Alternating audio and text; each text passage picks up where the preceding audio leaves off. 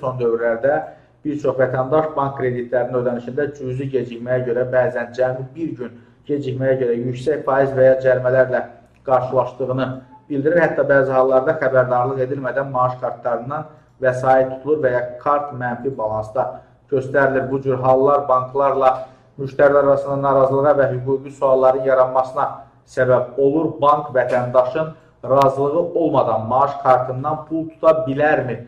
Kredit ödənişlərində gecikmələr nə ilə nəticələnir?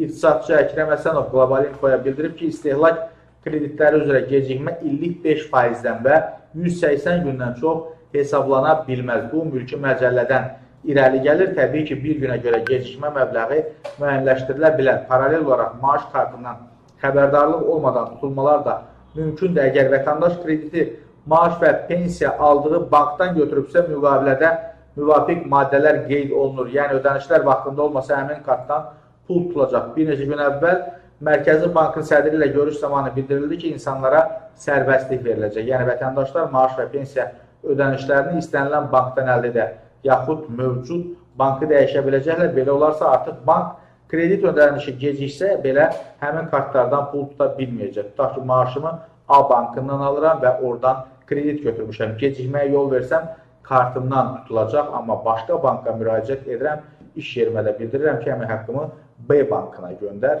və beləliklə mənim maaş kartımdan pul tutula bilmir. Əslində, bu çox yaxşı bir qaydadır, amma biraz da insaflı olmaq lazımdır ki, yəni, elə hər dəqiqə nətər deyərlər, yəni, müəyyən bir ödəniş eləmək lazımdır ki, yəni, banklarla problem olmasın.